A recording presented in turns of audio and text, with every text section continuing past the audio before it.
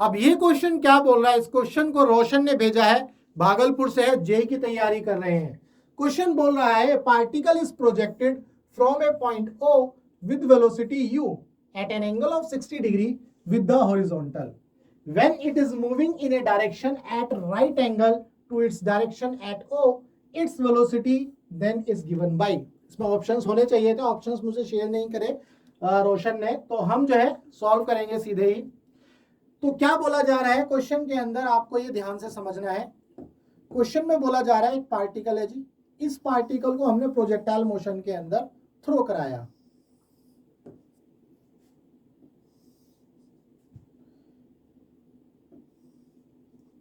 अब बोला जा रहा है कि पार्टिकल जो है ओ पॉइंट से फेंका गया है और किस वेलोसिटी से जी, यू वेलोसिटी से फेंका है। लेट से यहां पर ये यू आ गया, कितने एंगल पर फेंका है, 60 डिग्री के एंगल पर फेंका है।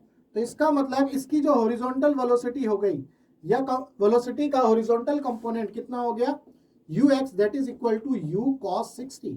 अब कॉस 60 की वैल्यू तो आपको पता ही है, यू अपॉन में 2। कॉस 60 की वैल्यू कितनी होती है जी, 1/2 with the horizontal when it is moving in a direction at right angle to its direction at O, its velocity then is given by। तो ध्यान से समझना है, ये बोला जा रहा है अगर मान लो मैं इसको आगे ड्रॉ करता हूं, ऐसे ही समझ लो, ठीक है जी। तो एक पॉइंट आएगा यहां पर जो वेलोसिटी मिलेगी, ध्यान से समझाता हूं, एक मिनट रुको।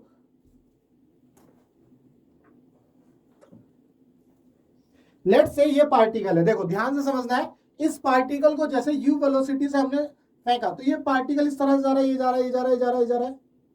तो एक पॉइंट आएगा जब ये जो वेलोसिटी की डायरेक्शन है, इस डायरेक्शन में ही जो दूसरी वेलोसिटी आएगी वो इसके परपेंडिकुलर आएगी, इस डायरेक्शन के परपेंडिकुलर आएगी, इस डायरेक्शन के परपेंडिकुलर, ठीक है। तो मैं ऐसा समझ लेता हूं, मान लो वो ये पॉइंट है, ठीक है जी, यहां से मैंने इसको ड्रॉ किया, मान लो वो पॉइंट ये है और यहां पर ये वेलोसिटी आ गई। उम्मीद करता हूं यहां पर इसमें कोई डाउट नहीं है किसी भी तरह का समझने में। लेट्स से ये पॉइंट है 2, तो ये वेलोसिटी हो गई v2।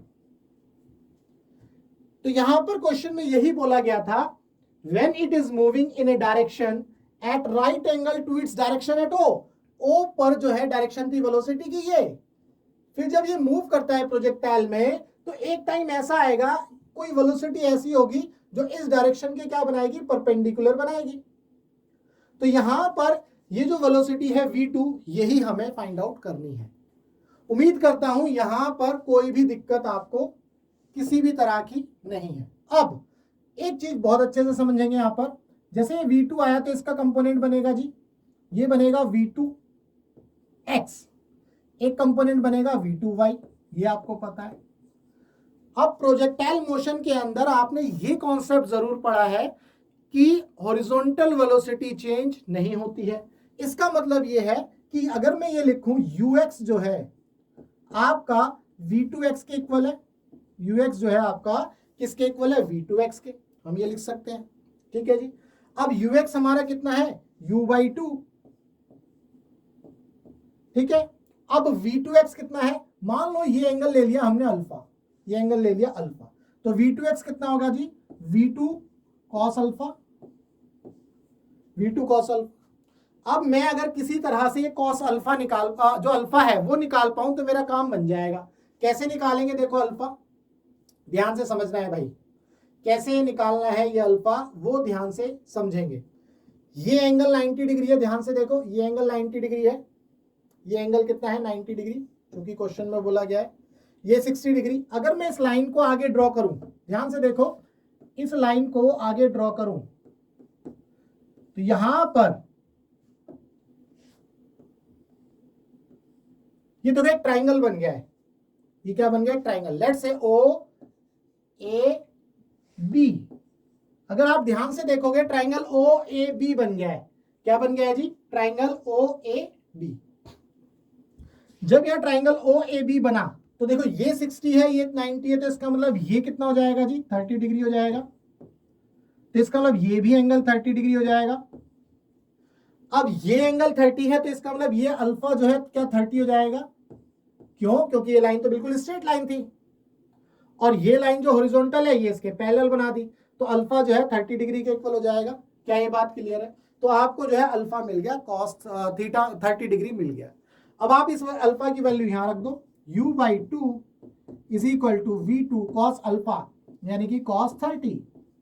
अब कॉस 30 की वैल्यू कितनी होती है? कॉस 30 की वैल्यू होती है आपकी √3/2।